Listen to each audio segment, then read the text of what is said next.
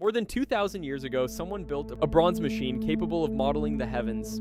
Its interlocking gears tracked the sun and moon, displayed calendars, calculated eclipse possibilities, and marked the cycles of ancient athletic games.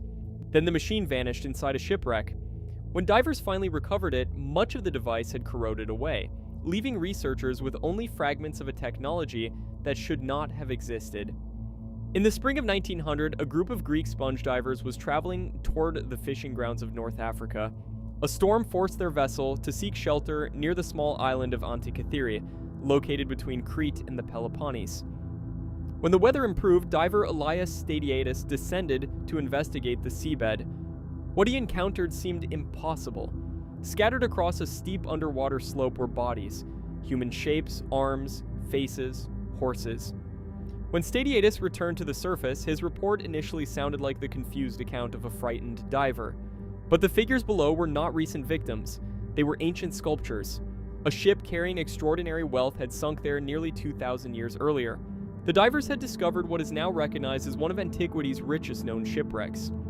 The original recovery operation, conducted with support from the Greek state and navy between 1900 and 1901, became an early landmark in underwater archaeology.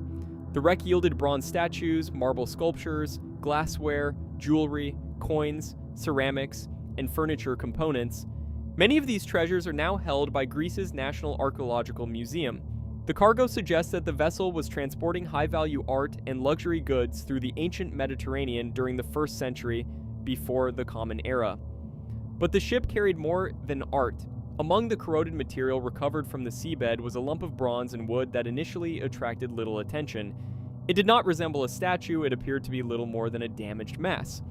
Then, in 1902, archaeologist Valerio Stace noticed something embedded inside it. A gear, not a decorative wheel, a toothed mechanical gear, and beneath the corrosion were more. Ancient Greek and Roman writers had described complicated mechanical models of the heavens, but until the Antikythera fragments were examined, no comparable machine had survived. The discovery created an immediate contradiction. Historians knew that the ancient Greeks possessed advanced mathematics and astronomy, but the surviving fragments appeared to combine that knowledge with precision gear engineering on a level previously associated with much later mechanical clocks. The device became known as the Antikythera Mechanism. Greece's National Archaeological Museum dates it broadly to the late Hellenistic period, commonly between approximately 150 and 100 before the Common Era, although scholars continue debating its precise manufacture date. Only about 1/3 of the original device survives. It is divided among 82 known fragments, including approximately 30 surviving bronze gears. The mechanism had been enclosed inside a wooden case. Its front and rear faces carried dials. Pointers moved across engraved scales. Greek inscriptions served partly as labels and partly as an instruction manual. But saltwater, pressure, impact, and corrosion transformed the machine into a three-dimensional puzzle. During the 20th century, science historian Derek DeSola Price devoted years to studying the mechanism. Using radiography and careful measurement, Price argued that it was an astronomical calculating device rather than a conventional clock. He identified complex gear ratios connected with the lunar and solar cycles. His work helped establish the idea that the mechanism was a form of ancient analog computer. Then, in 2005, modern imaging technology entered the investigation. High-resolution surface imaging and microfocus X-ray computed tomography allowed researchers to see inside the corroded fragments without dismantling them. Letters that had remained hidden for centuries became legible, gear teeth could be counted. The inscriptions described motions of the sun, moon, and the 5 planets known in antiquity: Mercury, Venus, Mars, Jupiter, and Saturn. On the rear of the mechanism was a large spiral dial divided into 2 to 23 lunar months. This represented the Saros cycle, an eclipse cycle lasting a little more than 18 years. The machine incorporated that astronomical knowledge mechanically. Glyphs positioned around the Saros dial marked months in which a solar or a lunar eclipse was possible. The mechanism did not know the future through magic, it calculated repeating cycles.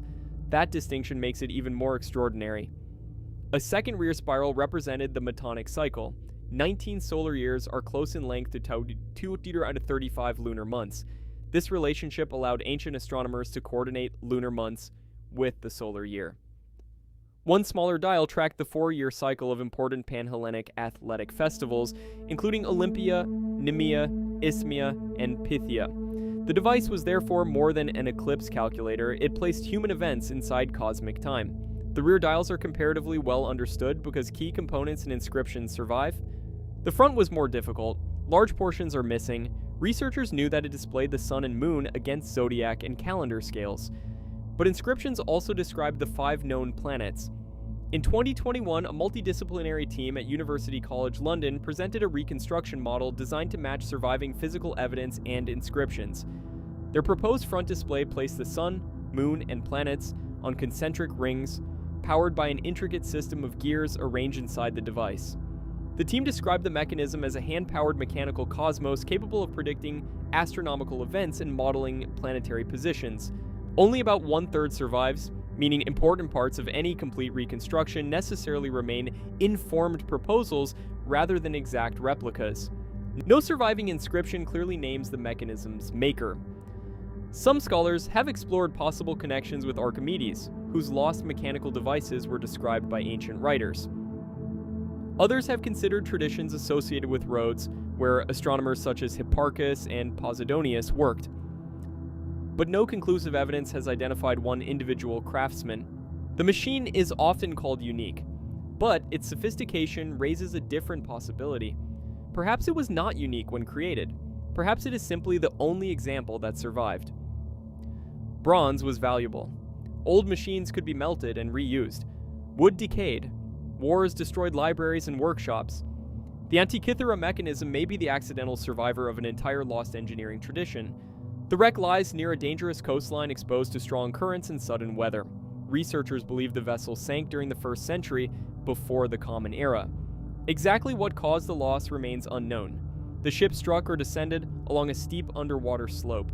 Heavy cargo spilled across the seabed. The mechanism's case broke apart. Its bronze gears began corroding. The machine that once modeled the cosmos became an unreadable mass. For nearly 2,000 years, it remained there. Modern archaeologists returned with equipment the original sponge divers could never have imagined: closed-circuit rebreathers, underwater mapping systems, photogrammetry, remote-operated equipment.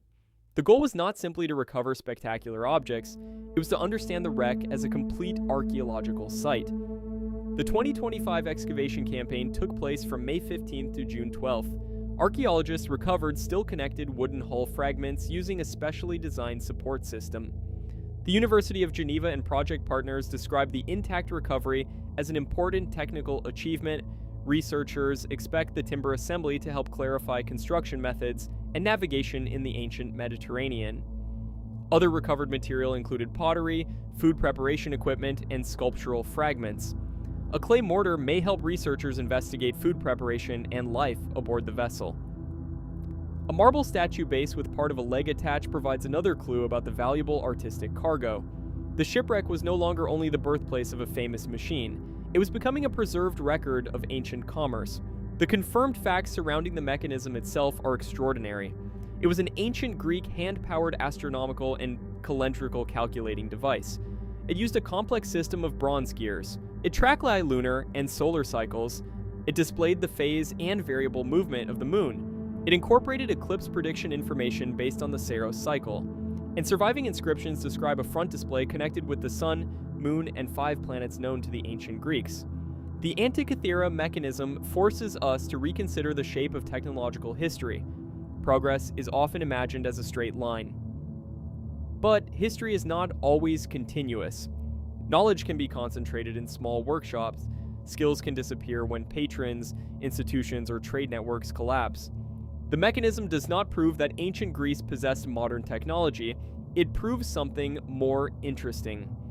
Ancient engineers could unite mathematics, astronomy, and craftsmanship to create a physical model of the cosmos. They built a machine that thought through gears. It was not an alien device. It was not evidence of time travel.